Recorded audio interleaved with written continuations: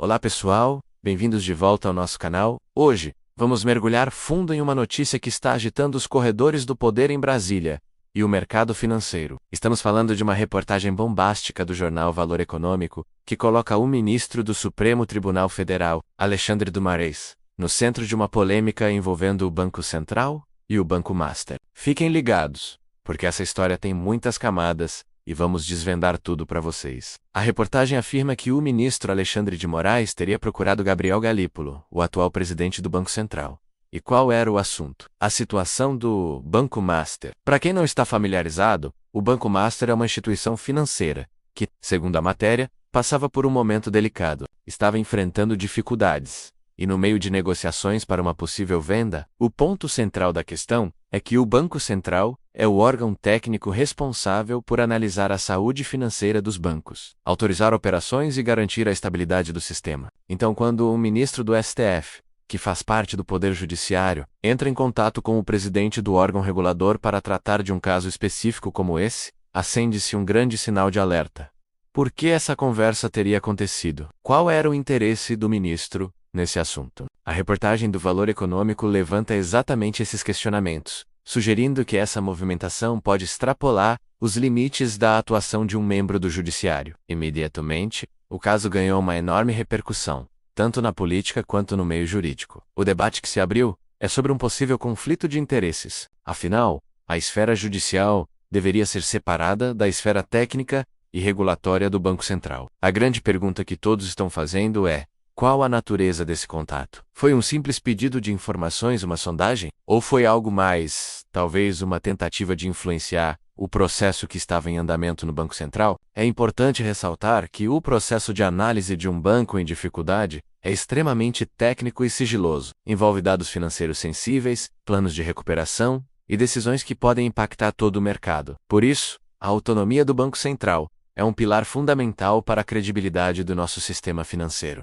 Qualquer percepção de interferência externa, especialmente vinda de uma figura tão poderosa quanto um ministro do STF, pode gerar instabilidade e desconfiança. Até o momento em que estamos gravando este vídeo, a situação permanece um pouco nebulosa. Nem o ministro Alexandre de Moraes, nem o Banco Central se manifestaram publicamente com detalhes sobre o conteúdo dessas conversas. Esse silêncio, claro, só aumenta a especulação e a pressão por respostas. Diversos setores da política e do mercado estão cobrando explicações. Querem saber exatamente o que foi discutido e por quê. Vamos analisar os possíveis cenários. Em uma primeira hipótese, o contato pode ter sido puramente institucional. Talvez para entender a dimensão do problema e seus possíveis impactos sistêmicos, algo que, em última análise, poderia ter desdobramentos judiciais. Nesse caso, a conversa poderia ser justificada, embora o canal escolhido ainda seja questionável para alguns. Em outra hipótese, a mais preocupante, o contato poderia ser interpretado como uma forma de pressão ou lobby em favor do Banco Master,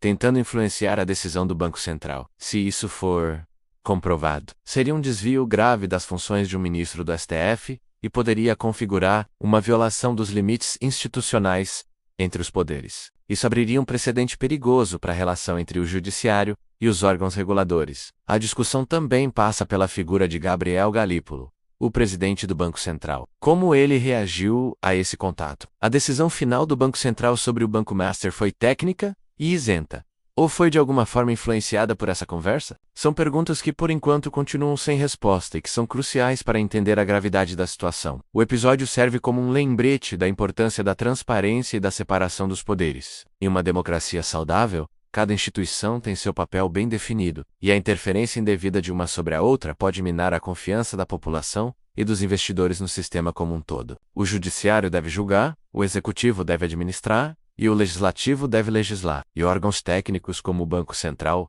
devem ter autonomia para tomar suas decisões com base em critérios técnicos, sem pressões políticas ou de qualquer outra natureza. O que podemos esperar para os próximos dias? Certamente, mais pressão por parte da imprensa e de parlamentares por esclarecimentos. Possivelmente, veremos requerimentos de informação sendo protocolados no Congresso para que o Banco Central e o STF se posicionem oficialmente. Dependendo do que vier à tona, o caso pode ter desdobramentos no Conselho Nacional de Justiça, que fiscaliza a conduta de magistrados, ou até mesmo no âmbito político. É um caso complexo e delicado, que toca em pontos sensíveis da nossa República. A fronteira entre o diálogo institucional legítimo e a interferência indevida é por vezes muito tênue. Por isso, é fundamental que a sociedade acompanhe de perto e exija transparência de todas as partes envolvidas. Nós aqui no canal vamos continuar monitorando cada detalhe dessa história e trazer todas as atualizações para vocês. Queremos entender os fatos, sem prejulgamentos,